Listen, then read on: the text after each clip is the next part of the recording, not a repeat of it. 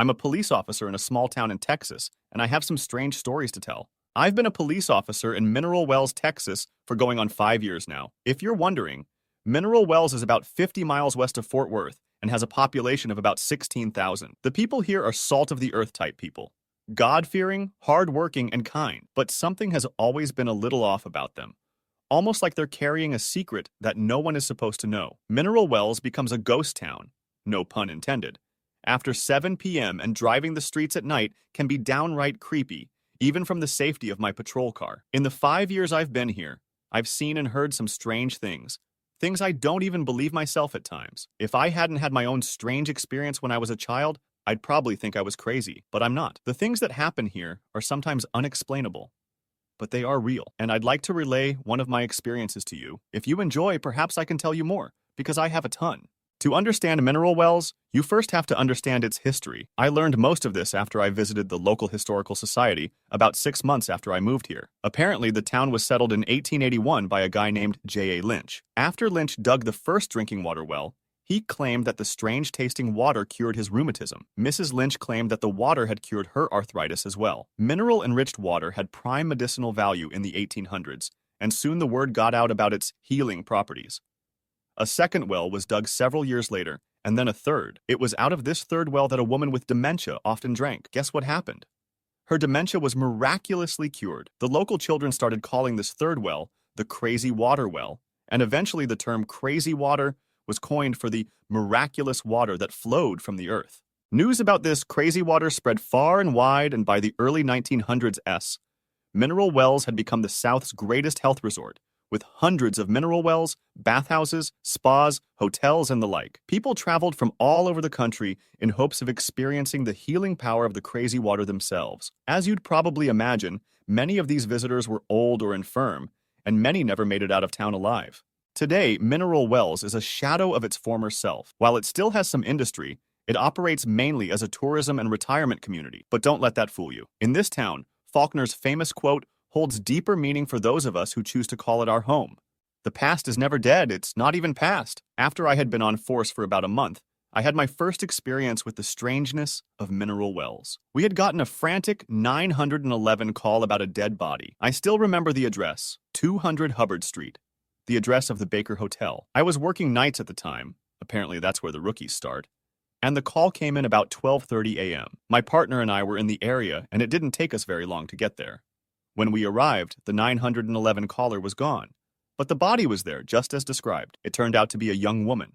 She was splayed out on the red brick steps that led up to the front entrance, her back obviously broken and her head completely smashed. Also, she was It was the first dead body I had seen, and it was gruesome. You didn't have to be an expert to determine she had fallen from a great height. I remember looking up to see if there were any balconies that she could have fallen from. There weren't, but there were plenty of windows, and since this was an old hotel, they didn't have the safety features that modern-day hotel windows have. In fact, many of the windows were open. I later learned the Baker Hotel had been shut down in the 70s, but no one would ever admit as to why. We secured the scene and called in the investigative unit. The girl turned out to be 29-year-old Pamela Allen. She had been a resident of Mineral Wells all her life and worked as a manager at a local cafe. On the night in question, Pamela had been out with some girlfriends at a bar that was near the hotel. One of the girls who had been with her told the investigators that they had all been hanging out on the 7th floor of the hotel drinking after the bars closed when they suddenly realized that Pamela was nowhere to be found. They began looking for her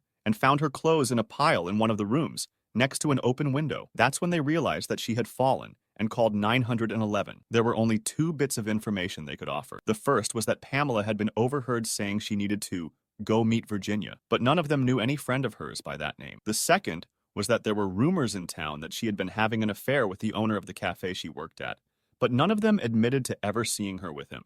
When I heard all this, it seriously disturbed me. By all accounts, Pamela was a well-adjusted young woman and had no reason to kill herself. Why did she do it? And why did she take all of her clothes off before jumping? After the full investigation, I didn't hear much about the case again. The investigators thought the circumstances were odd, but odd things happened in Mineral Wells, and they had more pressing cases. The case was closed. It wasn't until about 5 months later, as I was poring over manuscripts at the Historical Society's archives, that I came across a passage that made the hair stand up on my neck. Here's what it said. One story involving the Baker Hotel revolves around a woman known as Virginia Brown, a resident at the hotel, who was the alleged mistress of T.B. Baker, the owner and builder of the hotel. According to legend, Virginia was upset over the affair and drunkenly plunged to her death after jumping from the 13th floor. Many visitors to the hotel before its closing in 1972 have reported seeing a bloody woman, sometimes wearing a red dress and sometimes roaming the halls after midnight. This freaked me out, and I was about to nope right on out of there.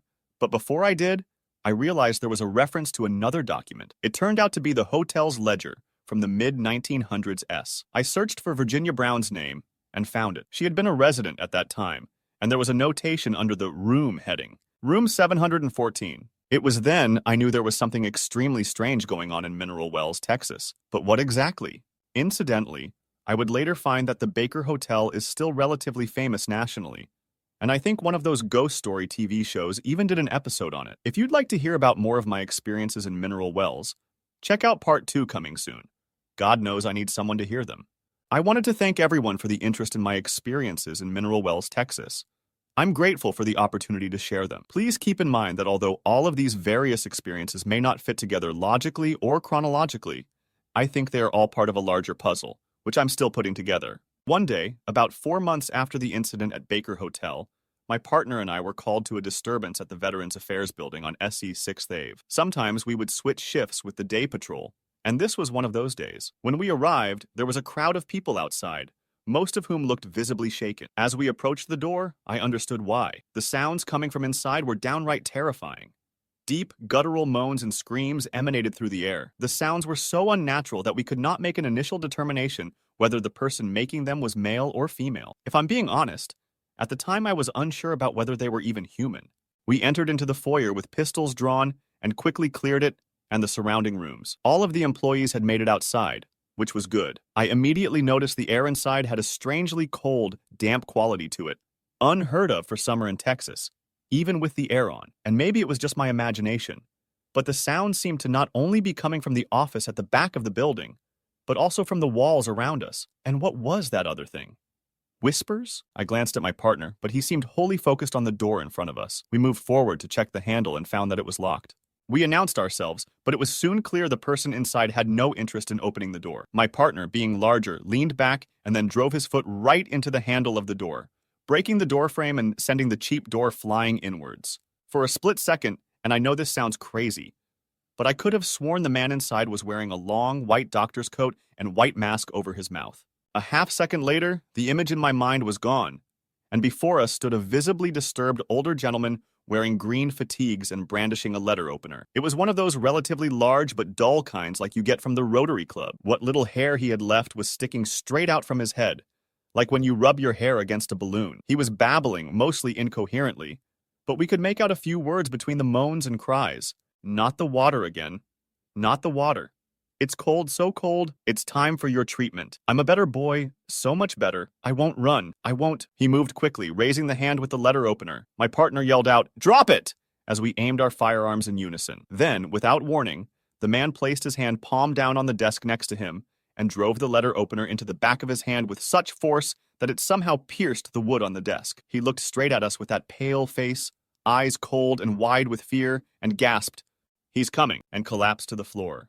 I stayed with the man while my partner ran outside to grab the paramedics. When I was doing my final sweep of the office, I happened to notice a large, half-empty box of mineral water, collected and bottled right here in town by the Crazy Minerals Company. I grabbed a bottle and shoved it into my pocket.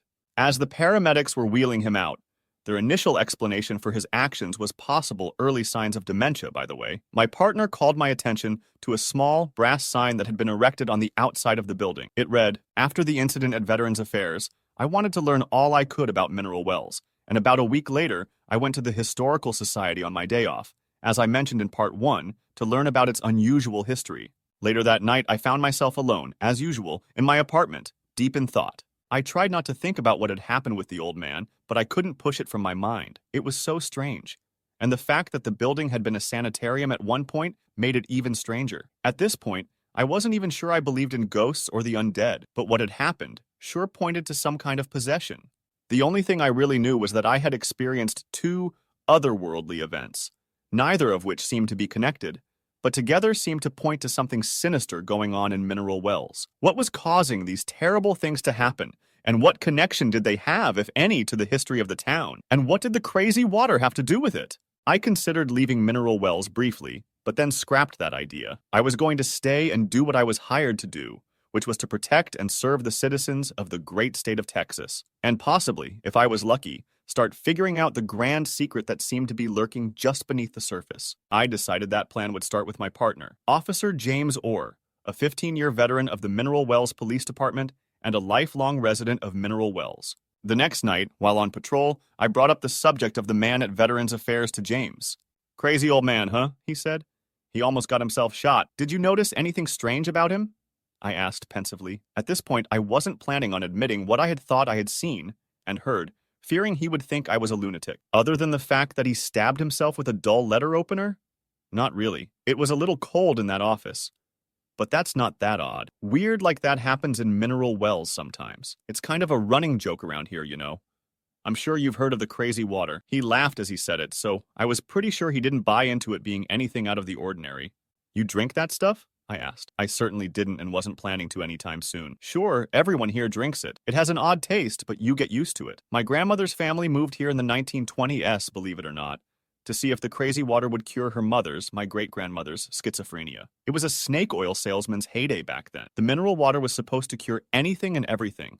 And I know my great-grandmother had to make great sacrifices to get here. I'm not sure whether it worked or not, but she died here sometime after giving birth to my grandmother in 1931. I still have an old picture of her standing in front of one of the crazy water wells. You know, it's funny, and I haven't admitted this to anyone before, so don't think I'm crazy, but several years before you got here, I responded to a strange call involving an old woman who had taken too many of her pills and was worried that she was going to die. Ellie, I think her name was. After I arrived, I called poison control to make sure she was going to be okay. The woman on the line stated that Ellie should get checked out if she started feeling ill, but that the quantity of what she took was not lethal. I comforted her a bit and was about to leave, but she stopped me dead in my tracks with a peculiar story. She said that as she was about to take her pills, a young lady had instructed her to take the entire bottle, dump them all down my throat, as she had put it.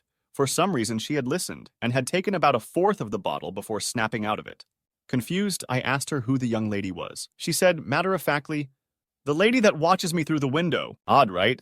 So, naturally, I asked her which window it was, and she said it was the one in her bedroom. Now, this lady was probably in her 80s, and most likely demented, but I still wanted to check and make sure no one was in the house. I walked back to the bedroom and opened the door, and for a split second, I thought I saw a face in the window across from the bedroom door. The next moment, it was gone. I searched the room, the closet, and the bathroom, but no one was there. Aside from a slightly strange smell, which I attributed to the age of the house and its contents, nothing was amiss. I checked outside. No one to be found. The place was empty except for the owner, and there was no sign that anyone had been inside the home. The craziest thing? The face I saw, I swear I will go to the grave with this memory. It was the exact same face I've seen 1,000 times, standing in front of that damn mineral well. It was my great-grandmother's. After James confided in me about his experience with his great-grandmother's ghost, we didn't really talk about things like again for a while. Even though he believed he may have experienced something and had most likely seen other odd things in his time as a police officer, he still didn't really believe in the paranormal, although he wanted to, almost like there was a veil in front of his eyes, which prevented him from seeing what was really happening in Mineral Wells. I, on the other hand, had abandoned all hope of talking myself out of believing in this stuff. I was fully invested. I had my next run-in about a year later. James was out sick, the flu, I believe, and I responded to a vagrancy call at the old Norwood Hospital. It had been abandoned for some time, and we had gotten constant reports that a man was living on the 3rd floor and making a racket at all hours of the night. Initially, the MWPD had sort of looked the other way, the reason for which I was not privy to, but this time I was told to go over there immediately and get him out of there if possible. I arrived just after 10 p.m. and parked my squad car across the street. The Norwood Hospital had been built sometime around 1904, I believe, when Dr. Norwood and his wife had moved to Mineral Wells. It was used as a private hospital as far as I know, and Dr. Norwood apparently even had some tie to T.B. Baker, but I couldn't recall what it was. As I was walking up to the entrance, I noticed the flicker of a light in the 3rd-story window, most likely a candle, confirming that someone was up there. The front door was still boarded up, but there was a window on the left side of the front of the building that had been broken and all of the glass removed. I pulled out my flashlight and climbed in. The inside of the building had decayed with age, and all of the signs you'd expect in a vagrancy were present. There were old clothes on the floor, empty food containers, beer cans, and the place was in extremely poor condition. The smell was awful, too. I checked the first floor and found nothing. There was an open door that appeared to lead to a basement, but I decided that would not be on my agenda for the night. The second floor was much like the first, except there was also a room that looked like it may have been a nursery or a child's playroom, littered with old stuffed toys, a rocking horse, and several rotting bunk beds. Just as you'd expect, it creeped me out royally. When I got to the stairs that led to the third floor, I heard something rustling up in the darkness above me. I'm not going to lie, I was not real happy about having to go up there, but the top brass had made it clear that I needed to take care of this tonight. "It's the police," I announced to the black void.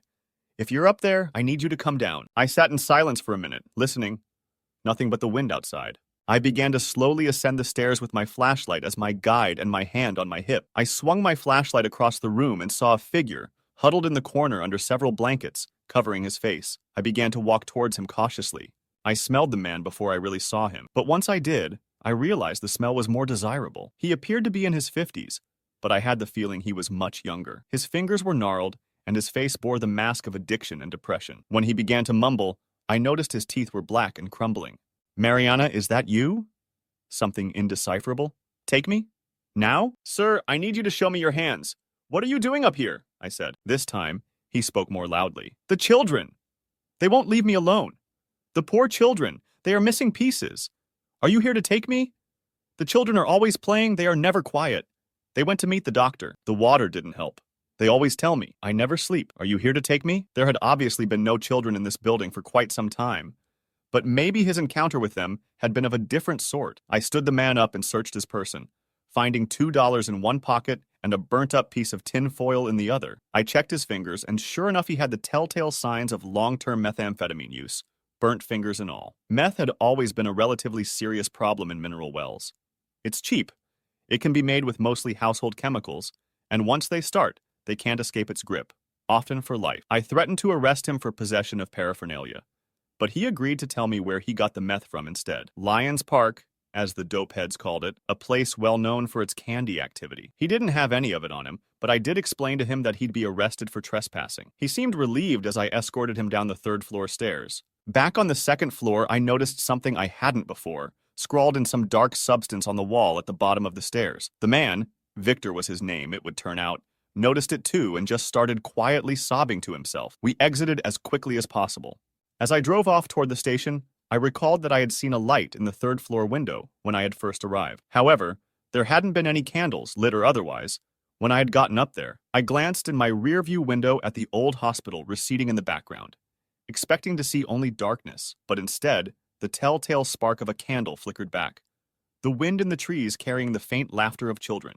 The Norwood Hospital circa 1904, before the third floor was added later, the writing on the wall. Several days later, I paid my first visit to Mary Scott. Miss Scott was known in the community as being a reputable source on Mineral Wells lore, as well as for her discretion. She had taught at one of the local schools in the 70s and 80s, and had retired to her small but well-kept estate on the south side of town, outside the city limits. James had actually set us up.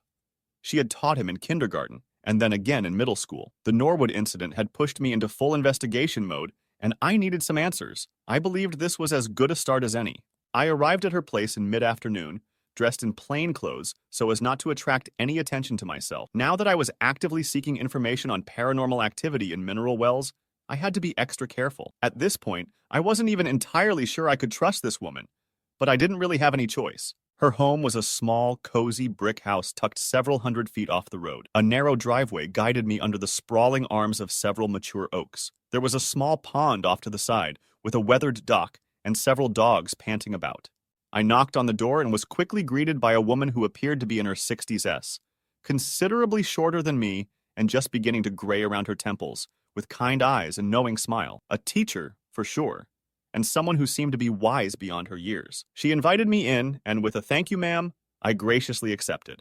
After some small talk about James and my move to Mineral Wells, we sat down in the living room with our iced teas and got down to business.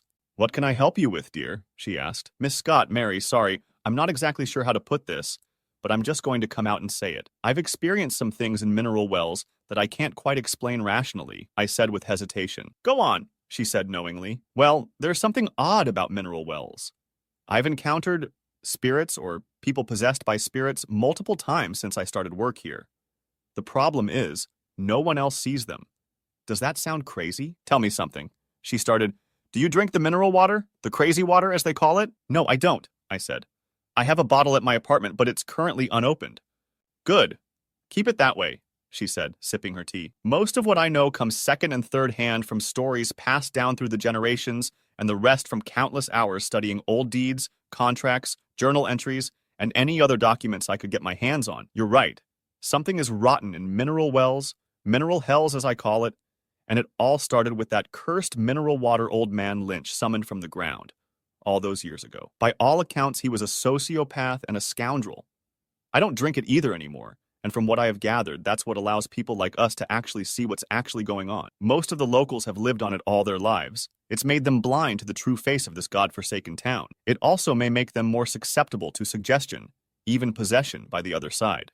Suddenly, several things made sense at once. Pamela was born in Mineral Wells and lived here her entire life, and I would venture a guess that Ellie and the man at the VA had too. It also made sense now why James wasn't able to come to grips with the things he had seen. What's wrong with the water? I asked. That's a good question. I believe Mr. Lynch tapped into more than he bargained for when he dug that first mineral well. It sparked a chain of events that has somehow caused the dead to remain in mineral wells long after they have passed. The water itself does have extremely high levels of lithium, but I suspect there is something more to it that causes folks to turn a blind eye to the influence the spirits have on our world. There are others, though, like us, that know the truth. Mary, there is so much more that I want to know. I started, now getting excited. Do you know anything about Dr. Norwood? I have a feeling he is somehow involved in all of this. Not much, only whispers here and there. A name kept coming up, Marianne, I believe. Mariana? I asked, remembering the name hellishly scrawled on the hospital wall. Yes, that's it, Mariana, she went on. She was Dr. Norwood's head nurse for much of the time the hospital was open. I believe he was an osteopath by trade, but there were rumors that something else was going on there. What exactly, I'm not sure. Many years ago, I heard the records are said to be hidden somewhere in the building, but I couldn't begin to tell you where or if they're there at all. She went on, but the sound of her voice faded from my consciousness and was replaced by a singular picture, the dingy wooden stairs leading down into the basement at the Norwood Hospital. If the records were still in the building, they were down there. Finding them was the first step in unyocking this mystery. I had to find them. I reluctantly cut our conversation short, thanking Mary and telling her we would meet again. I promised to share any further information I found with her. I got the feeling as I was leaving that she had stuck her neck out by talking to me, and I was grateful for her help. As I drove back down the long driveway under those old oaken sentinels, picturing Mary alone with her tea and her dogs, I felt a feeling of sadnesses and weight envelop me. Like being wrapped in a thick blanket on the bottom of the ocean, I drove on. That night, I parked my squad car across the street from the Norwood, as I had several days earlier. I was on the clock and could easily explain my purpose for being here if questioned about it. And sure enough, as I stepped out of my vehicle, I could see the light again, flickering in the third-floor window like a modern-day will-o'-the-wisp. I opened the trunk and grabbed the black satchel inside. Once inside the building, I navigated through the grime and decay to the black hole in the wall that led down to the basement. Thank God for flashlights, I thought. The darkness there seemed palpable, like it was a living entity all its own. I started down the steps, 10 in all, and counted each as I went. If I were to lose my light source for any reason, or if I was running, I'd at least have a decent chance of getting back up the stairs without falling and hurting myself. I had also noted that it was 22 steps roughly from the door to the basement stairs. You can never be too careful. Once I made it down, I felt the grit of soil beneath my boots. I guess it made sense that the basement wasn't fully complete in a building as old as this. Surprisingly, it was relatively clean down there, but that was the only positive. The air was damp and musty and heavy with the weight of the building's history. As I swung my flashlight, the darkness retreated on cue, but grudgingly. Old equipment littered the floor along with some decayed furniture and other furnishings. I didn't see any filing cabinets, though. No papers, folders, nothing. I cursed myself silently for thinking this was a good idea, but pressed on. The second room felt darker than the first somehow. A cabinet had overturned, and there were broken vials and bottles littering the ground. I stepped around them, and was surprised when there wasn't another door in front of me. Just an old coal stove, flanked on either side by piles of old bricks and some old rafters. The stairs to the basement were in the back of the building, and I knew I hadn't made it back to the front. I doubled back and made sure there were no other rooms or passageways before heading back to the room with the stove. I shined my light around. I noticed the back wall was brick, and that there was a crack running up from behind the stove halfway to the ceiling. Immediately, I began removing bricks from the pile in front of the wall until I had enough room to slowly nudge the iron stove out of the way. It was just as I had thought. At some point, this basement had flooded, eroding the earth beneath the brick wall and causing the bricks to crack, since the wall had no weight to hold it. I had done construction in the past, and had seen this before. This wall had been built shoddily and probably in a hurry. At the bottom, the bricks weren't being held together by mortar at all, and a few light kicks created just what I needed to proceed. A passageway under the old brick wall into hell for all I knew. My heart was pounding, and I absolutely did not want to go in. I have no trouble admitting that now. I had come too far to turn back, though, so I got on my hands and knees and crawled through the small opening. As I stood up and dusted myself off, my heart froze in my chest. Filing cabinets, rows of them. They were similar to the kind offices used today, except they were made of solid wood, probably oak, and very well preserved for their age. They had brass plates on the outside with descriptions. The room appeared to be untouched after all these years. Mary had been right. I walked along the wall quickly, not wanting to waste any more time in this place than I had to, until I found the cabinet I was looking for. The one marked experimental. Experimental. The word itself seemed evil somehow. I slowly opened it, and over the creak of wood, sliding on wood, I thought I heard the faint laughter of children. A cold sweat broke out over the skin of my arms, and I got the feeling that I was being watched. I grabbed as many files as I could fit in my satchel, closed the drawer, and turned to leave. That's when I saw them. In the middle of the room, standing perfectly still, was a group of children. I was paralyzed, not by any external force, but by the grip of unadulterated fear. They looked back at me, eyes blinking almost in unison, with gleeful smiles. Then, it was as if a record skipped and the children standing there changed. I recoiled in horror as I realized what I was seeing. The girl standing in front had 2 blank, scarred holes for her eyes. The younger boy next to her waved, his hand bearing only 2 fingers and a thumb. Another boy was on the floor, pulling himself forward with the stumps of 2 missing legs dragging behind. There were others in the same condition. The record skipped again, and they were whole, all standing still again, grinning from ear to ear. I found my body could move again, so I turned and ran as fast as any human ever had before, crawling under the wall before sprinting the rest of the way out of that godforsaken building, back through the basement, 10 steps up, 22 steps out. As I ran, I heard the children singing behind me. As it got louder, I realized it wasn't a song, but a nursery rhyme, one that still haunts me to this very day. 1 for tongue and 2 for nose, 3 for eyes and 4 for toes. Ring the bell, the time is near. Ding dong, Mariana's here. Ding dong, Mariana's here!